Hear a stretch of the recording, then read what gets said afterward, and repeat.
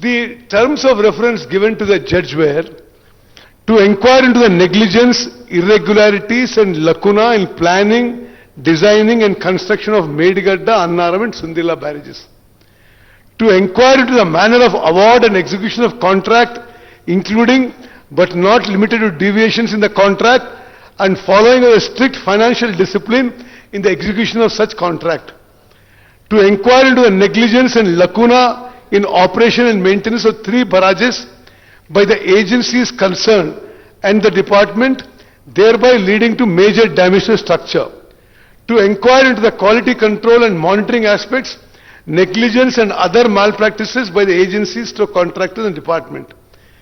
To inquire, identify and fix up responsibility for any authority or political or executive official who extended undue favors to the agencies through contractors in terms of allowing unjustified extension of time, wrong completion of work certificate, premature releasing of bank guarantee and such other matter.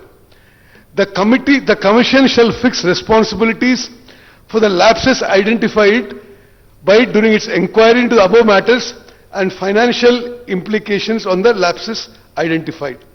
Adhyaksha, this judicial commission headed by a Supreme Court judge, వాళ్ళు చాలా పారదర్శకంగా following the due judicial process, they have gone about doing this inquiry. Both state and national papers లో కంటిన్యూస్గా advertisement ఇచ్చారు. ఈ project గురించి ఈ విషయం మేము ఎంక్వైరీ చేస్తున్నాం, మీకేమైనా చెప్పదలుచుకుంటే ఎవరైనా సరే ఈ ప్రాజెక్ట్ గురించి ఏమైనా వచ్చి మాకు స్టేట్మెంట్ ఇవ్వండి అని చాలా పారదర్శకంగా వాళ్ళు they went forward. The commission also visited the Medigadda barrage, Annaram barrage and Sundilla barrage.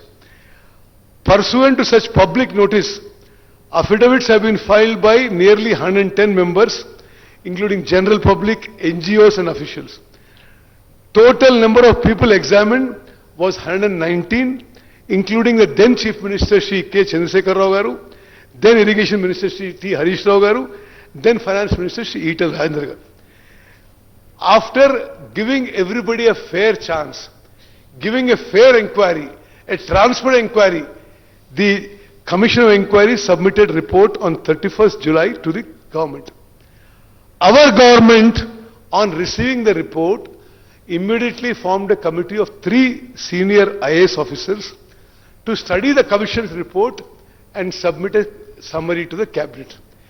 The matter was placed before the Cabinet on 4th August 25.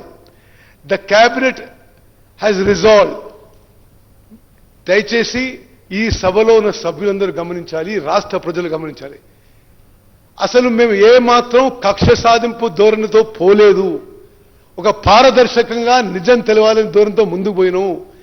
జరిగిన తప్పులు, జరిగిన నష్టం గురించి నిజం తెలవాలి అనే ఉద్దేశంతో మా ప్రభుత్వం ముందుకు పోయింది. క్యాబినెట్లో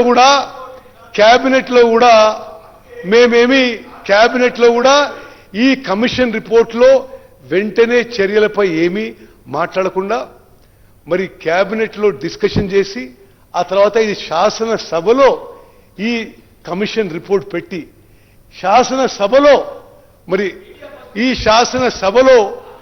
అందరి అభిప్రాయం విని we will take the next course of action, next way forward అని చెప్పి స్పష్టంగా తెలియజేయడం జరిగింది. ఒక supreme court judge led commission of ఎంక్వైరీకి ప్రతిపక్షంలో ఉన్న పెద్ద మనుషులు చేసిన తప్పు సరిపోయినట్టుగా ఒక సుప్రీం కోర్ట్ జడ్జ్ లెడ్ ఆ కమిషన్ ఎంక్వైరీని కాంగ్రెస్ కమిషన్ అంటారండి. మీరు ఏమేం మాట్లాడంటారండి? మీరు మీ వల్ల ఈ రాష్ట్రానికి శాశ్వతంగా నష్టం జరిగింది. మరి the cabinet, the speaker sir, the cabinet resolve అంటే ఏమాత్రం కక్ష సాధింపు అనే ధోరణి లేకుండా ఒక డెమోక్రటిక్ వేగా, ఒక పారదర్శకంగా, ఒక fair and neutral Vega cabinet చేసే తీర్మానం ఏంటంటే resolve to accept the report of the Commission of Inquiry, further resolve to place the same before Assembly for discussion.